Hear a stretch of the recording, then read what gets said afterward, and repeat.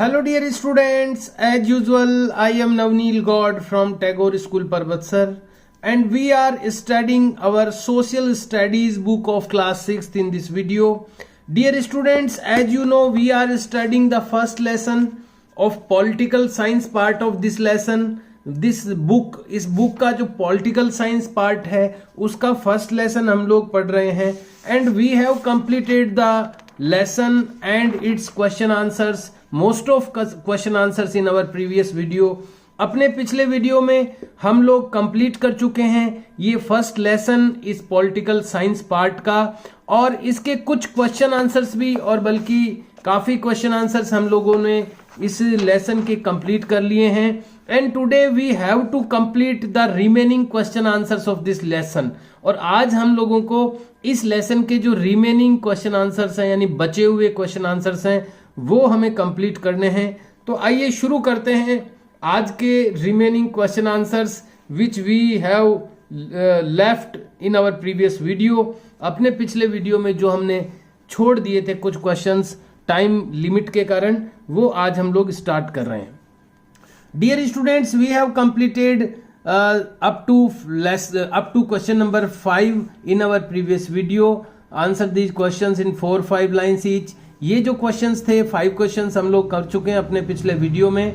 इनके आंसर्स थोड़े long answers थे, मैंने आपको बताए भी थे और आशा करता हूं कि आप लोगों ने ये सभी क्वेश्चंस और पीछे के सारे क्वेश्चंस जिस तरह से मैंने आपको बताए थे उसी तरह से अपनी नोटबुक में सुंदर और अच्छी राइटिंग में कर लिए होंगे. और इसके बाद में ये आज का जो वर्क है ये आपको अपनी नोटबुक में करना है. इसीलिए मैं हमेशा आपको बताता हूं कि जब भी कोई रिटर्न वर्क दिया जाए या जब भी कोई आपको लर्निंग के लिए वर्क दिया जाए तो आप उसी दिन उसको कंप्लीट करें, कभी भी उसको पेंडिंग नहीं छोड़े अगले दिन के लिए. अब जिन लोगों ने ये पहले का वर्क नहीं किया वो आज का वर्क क्या करेंगे, आप खुद सोचिए. इसलिए do your work daily up to date, रोजाना अप टू डेट अपना वर्क करते जाएं ताकि आपके कोई भी वर्क पेंडिंग नहीं रहे और जैसे ही नेक्स्ट जो वर्क है वो आपके लिए आए तो आप आराम से उसको कर सकें. तो आशा करता हूं कि आप लोगों ने पिछला वर्क अपनी नोटबुक में कर लिया होगा और कर लिया है तो बहुत अच्छी बात है. अदरवाइज पहले आप अपना प्रीवियस वर्क जो है पेंडिंग जो वर्क है उसको कंप्लीट करें, then you have to start from here और उसके बाद आज का वर्क स्टार्ट करें.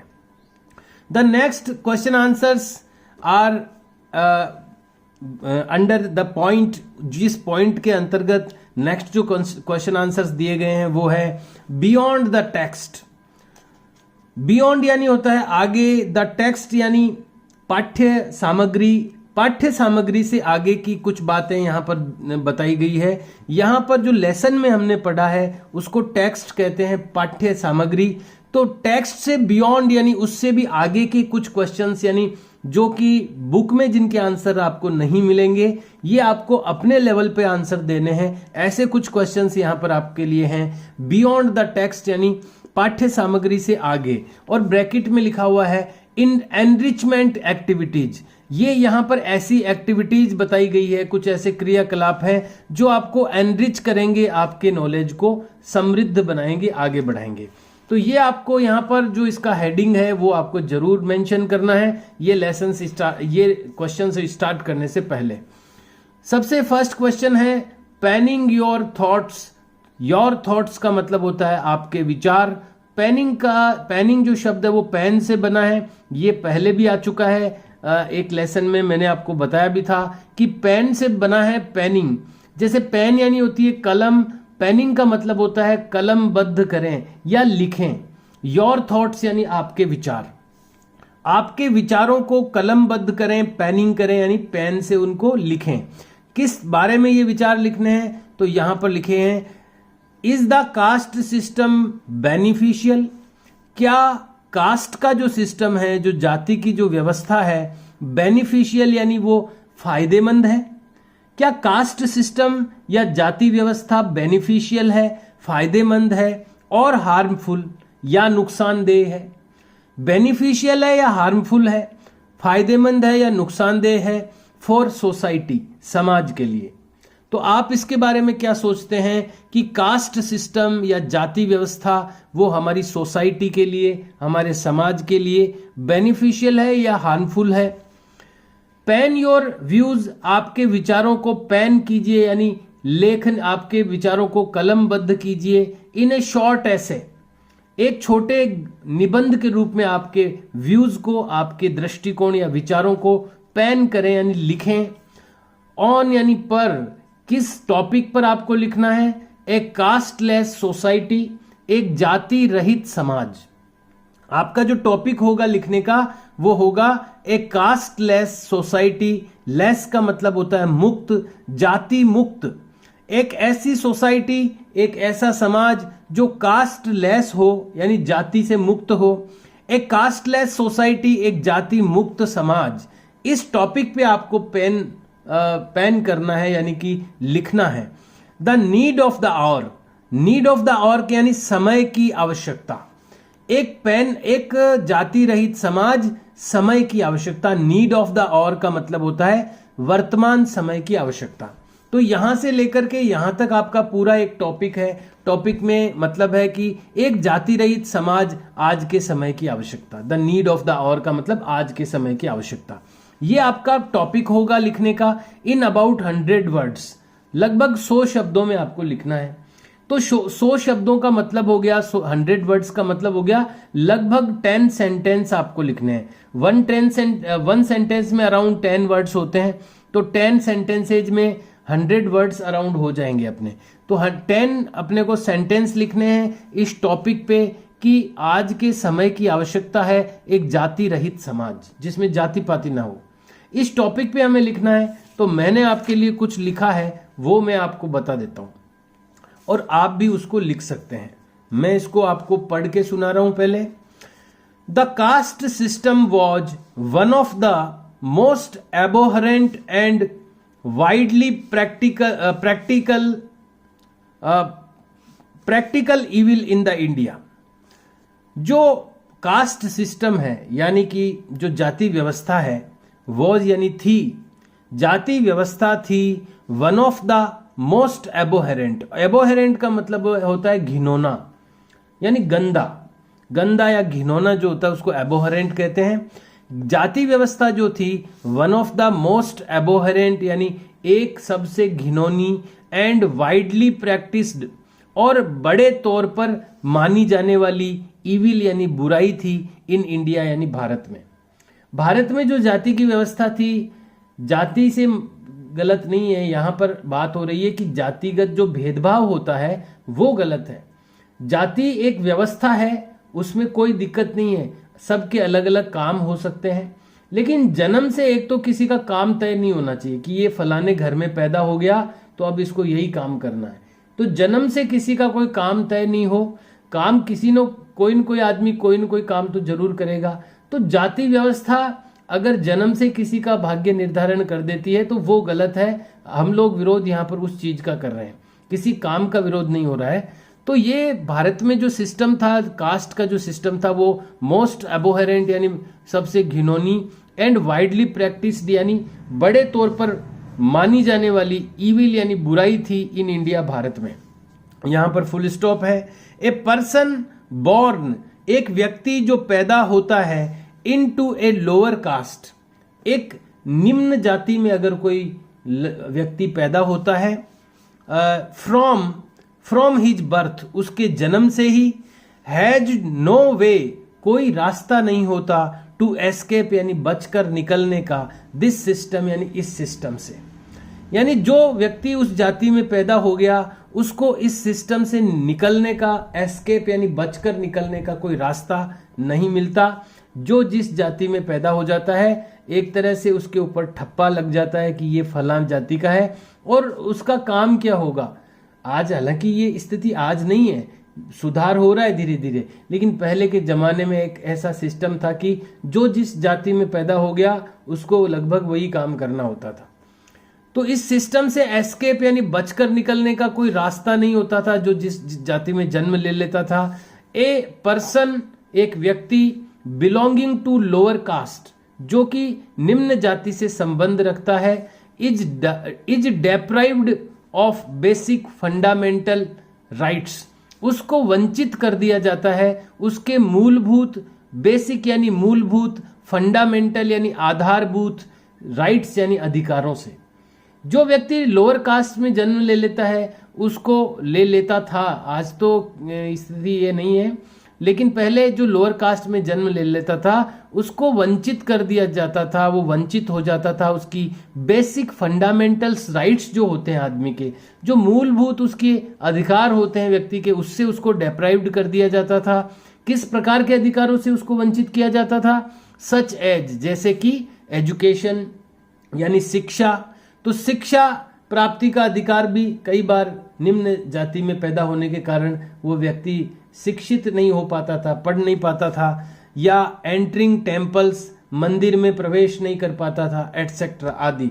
ये जो मूलभूत अधिकार है उससे उसको वंचित कर दिया जाता था। ए कास्टलेस सोसाइटी, एक जाति रहित समाज, is the need of hour, ये इस समय की आवश्यकता है, जाति रहित समाज। And it is only possible, और ये तभी पॉसिबल हो पाएगा, ये तभी पॉसिबल है, ये तभी संभव है, if all ranks of society, जब सोसाइटी यानी समाज की सभी रैंक्स यानी सभी जो वर्ग हैं, सभी जो तबके हैं, आर रेडी, वो तैयार हों, टू गिव अप यानी छोड़ने के लिए, देयर कास्ट आइडेंटिटी, उनकी जो जाति की पहचान है वो गिव अप करने के लिए, छोड़ने के लिए सारी लोग तब जब तैयार हो जाएंगे, सभी रैंक्स जो हैं वो तैयार हो जाएगी सोसाइटी की, तब ये संभव है कि ये कास्टलेस सोसाइटी अपनी बन जाए। तो ये कुछ विचार कास्टलेस सोसाइटी के बारे में हमने लिखे हैं। ये आपको ये क्वेश्चन पहले नोट डाउन करना है और फिर ये जो आंसर मैंने आपको बताया है वो आपको लिखना है। सेकंड क्वेश्चन एक पिक्चर के आधार पर पूछे गए हैं। ये यहाँ पर एक ड्राइंग या एक पिक्चर यहाँ पर शो की गई है। इसमें आप देख पा रहे हैं अलग अलग जो रिलीजन्स हैं उसके सिंबल्स यहाँ पर दिख रहे हैं। ये चांद तारा है, वो इस्लाम का सिंबल है, ओम है, हिंदू धर्म का सिंबल है, ये सिख पंथ का सिंबल है, ये इसका बौद्ध धर्म का सिंबल है, ये ईसाइयों का सिंबल है, ये भी और कोई दूसरे जो धर्म है उनका सिंबल है।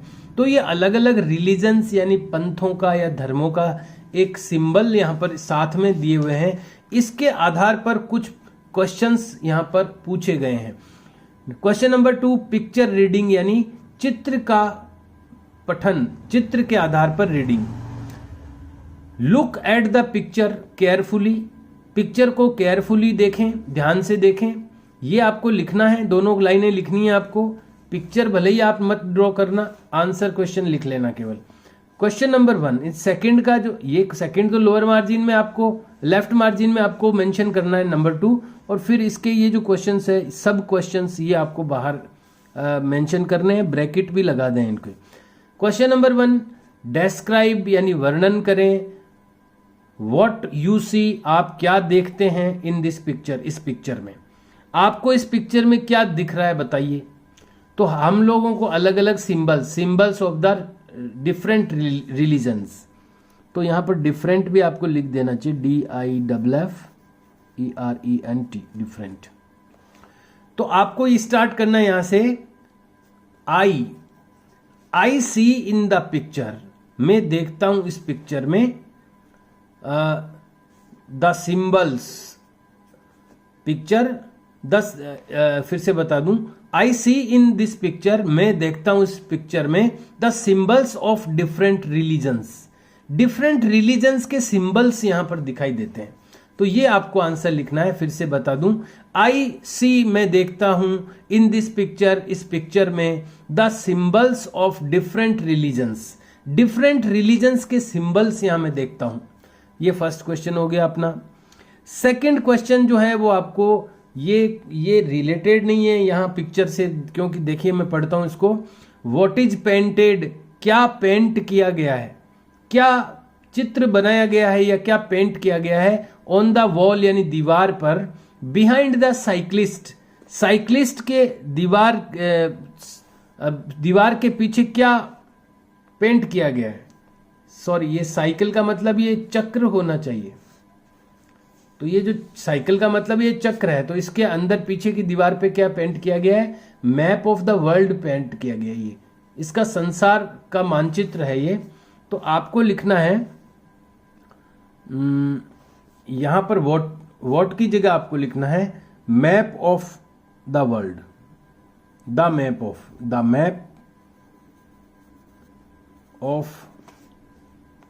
The world, WORLD world. The map of the world यानी संसार का मानचित्र इज पेंट किया गया है ऑन द वॉल यानी दीवार पर, बिहाइंड द साइक्लिस्ट, इस साइक्लिस्ट के पीछे। साइक्लिस्ट का मतलब मैंने सोचा यहां पर कोई साइकिल होगी, पर साइकिल नहीं है, साइकिल मतलब ये चक्र है। इसके पीछे की दीवार पर क्या पेंट किया गया है? तो इसके पीछे ये वर्ल्ड का मैप पेंट किया गया है।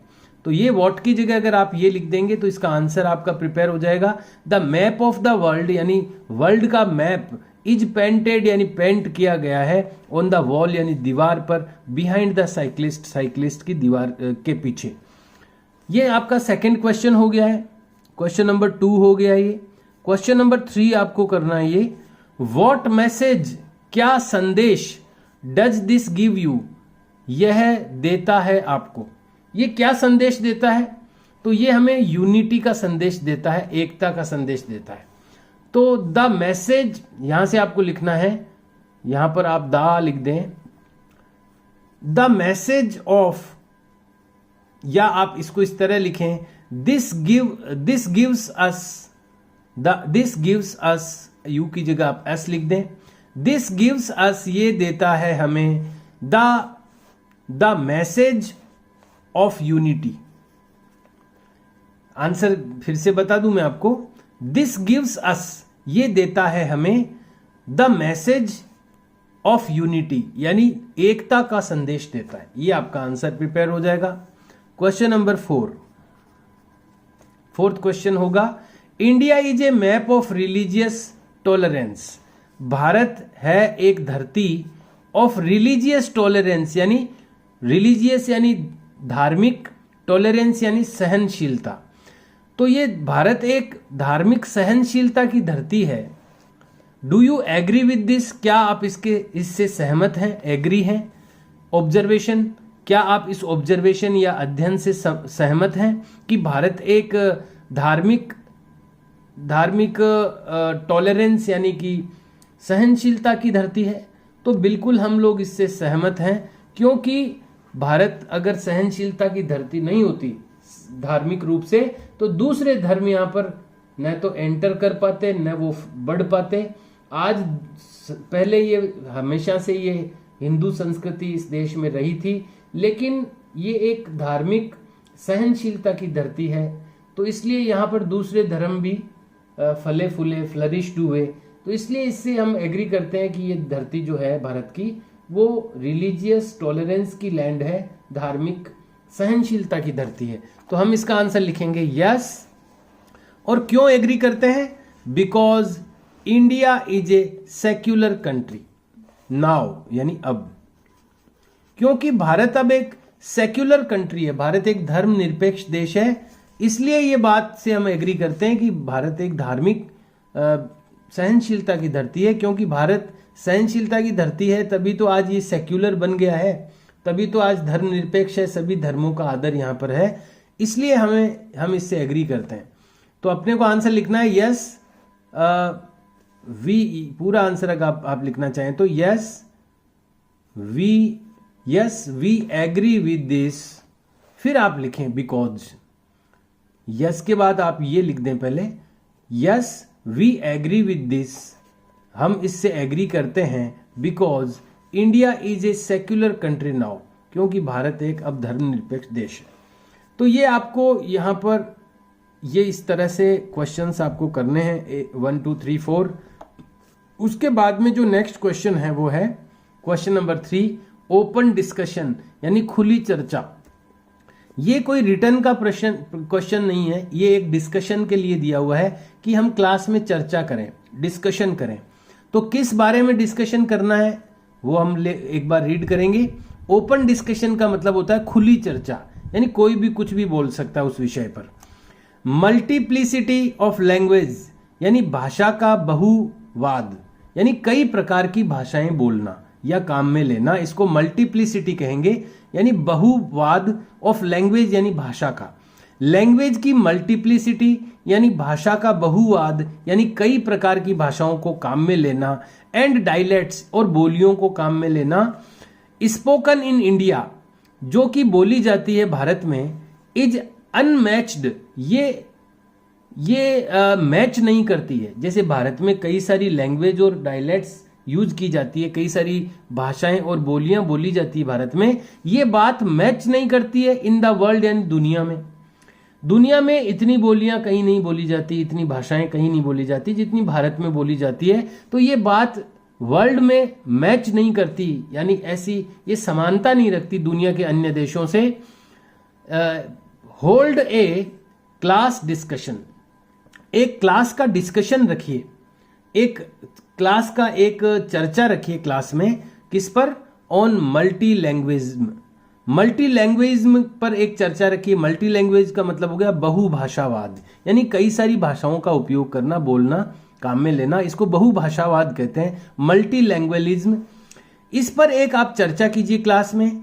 ए बून और बैन, एक वरदान है या प्रतिबंध है? ये ज्यादा भाषाएं भारत में बोली जाती है, ये एक प्रकार का वरदान है देश के लिए या प्रतिबंध या नुकसान वाला काम है? ए बून और बैन का मतलब होता है वरदान है या प्रतिबंध है for Indian society, Bharatiya Samaj के लिए।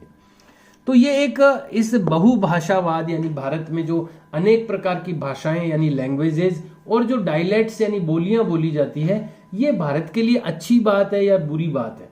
तो मैं यहां पर आपको मेरी ओर से ये कहना चाहूंगा, ये रिटर्न में आपको नहीं करना है, क्वेश्चन भी आपको नहीं नोट करना है, लेकिन मैं यहां पर जब बात डिस्कशन की हो रही है तो मैं आपको बताना चाहूंगा कि कई सारी बोलियां और भाषाएं भारत के लिए एक वरदान है।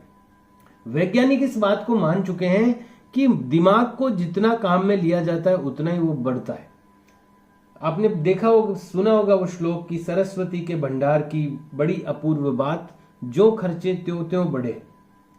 तो जैसा इसको खर्च करते हैं वैसे वैसे ये बढ़ता है। तो हम जितनी भाषाओं का अपन यूज करते हैं उतना ही माइंड जो होता है वो डेवलप होता है आदमी का। तो अगर हम कई सारी भाषाएं यहाँ पर बोल रहे हैं तो उससे हमारा जो मेंटल जो लेवल है, दिमागी जो स्तर है वो बढ़ता है बहुभाषाओं से। इसीलिए 2-3 भाषाओं को सिखाने की कोशिश की जाती है स्कूल्स में।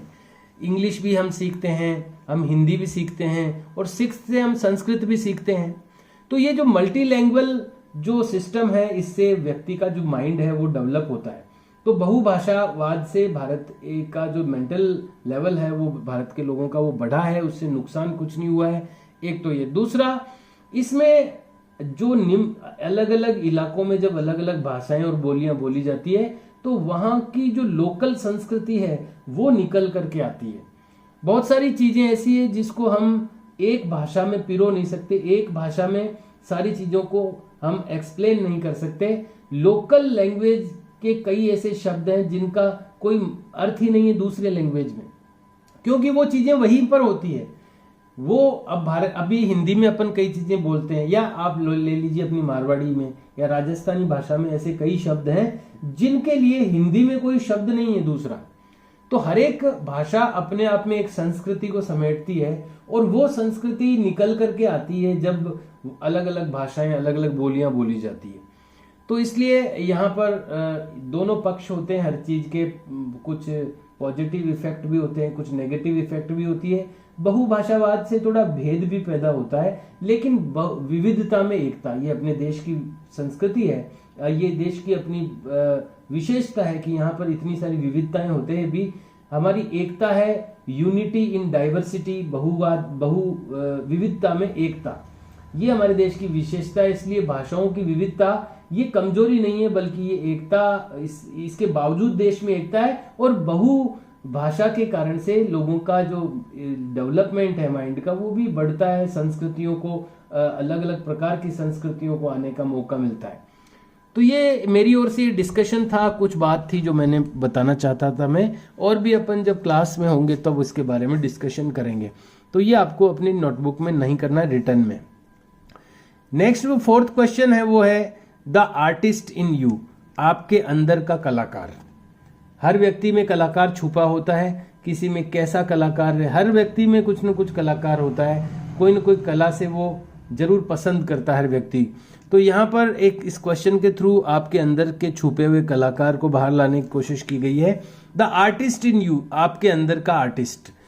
कोलाज मेकिंग, यहाँ पर एक कोलाज बनाना है आपको। कोलाज क्या होता है? अलग अलग प्रकार के चित्रों को जब अपन एक ही जगह पर चिपका देते हैं तो उसको कोलाज कहते हैं। अलग अलग फोटोग्राफ्स को, अलग अलग पिक्चर्स को जब हम काट करके एक पेपर पर ऐसे ही चिपका दें, भले ही कोई एक शेप बना करके चिपका सकते हैं। जैसे मान लो सर्कल बना लिया आपने, उस सर्कल में फिर आप पेस्ट कर रहे हैं अलग अलग डिफरेंट टाइप के जो पिक्चर्स हैं, तो वो जो बनता है एक सिंगल, वो कोलाज कहलाता है। तो यहाँ पर आपको एक कोलाज बनाने के लिए कहा गया है। इसमें पेस्ट पिक्चर्स यानी चित्र आपको पेस्ट करने हैं, चिपकाने हैं, ड्रॉ यानी बनाना है, एंड राइट कैप्शंस और उस पर उनका शीर्षक लिखना है। टू मेक ए कोलाज, एक कोलाज बनाने के लिए, दैट रिफ्लेक्ट्स, जो कि प्रतिबिंबित करता हो। ऐसा कोलाज बनाना है जिसमें से क्या दिखता हो? The diversity of India, Bharat की जो विविधता है, अलग अलग प्रकार की भाषाएं, अलग अलग प्रकार के कपड़े, अलग अलग प्रकार के खाने पीने की चीजें, ये दिखाई देता हो, जिसमें इंडिया की डाइवर्सिटी दिखाई देती हो, ऐसा एक कोलाज बनाना है। The collage must reflect, collage में से रिफ्लेक्ट होना चाहिए, उसमें से प्रतिबिंबित होना चाहिए the cultural, regional and social diversity, उसमें से सांस्कृतिक विविधता, क्षेत्रीय विविधता और सामाजिक विविधता उसमें से रिफ्लेक्ट होनी चाहिए ऑफ द कंट्री, देश की। तो मैं आपको ये करने के लिए जरूर सलाह दूंगा कि आपको करना चाहिए। फोर्थ क्वेश्चन आपको नोट करना चाहिए और एक कोलाज बनाना चाहिए। आपको ज्यादा उसमें टिपिकल, आपको इसको हेडक नहीं लेना है। आपको क्या करना है, एक सर्कल आप बना सकते हैं पूरे पेज पर, और उस सर्कल में फिर आप अलग अलग प्रकार के जो न्यूज़पेपर्स होते हैं, मोस्टली न्यूज़पेपर में अलग अलग प्रकार के खाने पीने की चीजें, स्पेशली अलग अलग जो स्टेट्स में यूज की जाती है, जैसे साउथ में अपने खम्मन है, ढोकला है, इडली है, सांभर है, ये साउथ की आ गई। राजस्थान की दाल बाटी चूरमा है, कहीं पुलाव है, और कहीं पर कोई नॉनवेज की जो डिश है। ये अलग अलग देश के अलग अलग हिस्सों में जो चीज़ें खाई जाती है। इसी प्रकार अलग अलग वेशभूषा पहने हुए भारत के विभिन्न हिस्सों के लोग, उनके चित्र मिल जाए तो वो आप चिपका सकते हैं। तो कहीं दूसरी अलग अलग भाषाओं के नाम की कोई चित्र मिल जाए तो उसको चिपका सकते हैं। तो भारत की जो विविधता है, जो डाइवर्सिटी है, उससे रिलेटेड जो पिक्चर्स अगर आपको कहीं मिलते हैं, न्यूज़पेपर में आपको मिलते हैं, तो उनको कट करके आपको पेस्ट करना है। बस इतना ही काम करना है इसमें। अगर आपको ये चीज़ें अवेलेबल हो जाती है तो आपको ये क्वेश्चन करना चाहिए, और अगर आपको नहीं अवेलेबल होती है तो आप केवल ये क्वेश्चन लिख करके इसका आंसर, आप आंसर में कुछ नहीं लिखें, एक लाइन ब्लैंक छोड़ दें, और आप अगर कुछ भी इसमें पेस्ट कर सकते हैं, ज़्यादा नहीं तो 1 और 2 अगर आप पिक्चर्स भी इसमें पेस्ट कर सकते हैं तो आपको कोशिश करनी चाहिए। फिफ्थ जो क्वेश्चन है वो है रिसर्च प्रोजेक्ट। ये प्रोजेक्ट, ये एक खोज का प्रोजेक्ट है, ये रिसर्च प्रोजेक्ट है। लेकिन मैं आपको बताना चाहूँगा कि आज अपना जो टाइम है वो कंप्लीट हो गया है। आज हम लोग इसको कंप्लीट नहीं कर पाएंगे क्योंकि कुछ क्वेश्चंस एनसीईआरटी वाले भी इसमें कुछ बचे हुए हैं। तो एक पार्ट और इसका बनेगा अपना इस चैप्टर का, तब अपना ये नेक्स्ट जो अपना वीडियो होगा उसमें अपना ये लेसन कंप्लीट हो जाएगा। Then okay students, I have given you today, मैं आज आपको दे चुका हूँ question number 1, question number 2 and its 1 2 3 4 and then question number 4। ये क्वेश्चन नंबर 4 तक के जो क्वेश्चंस है वो मैं आपको दे चुका हूँ। उसमें से क्वेश्चन नंबर 1 और 2 और इसके 4 क्वेश्चन तो आपको रिटर्न में करने ही है, 3rd आपको करना नहीं है। 4th अगर आप चाहें तो आंसर इसका आप पिक्चर्स पेस्ट करके करें, अदरवाइज इसको केवल क्वेश्चन आप नोट डाउन कर दें।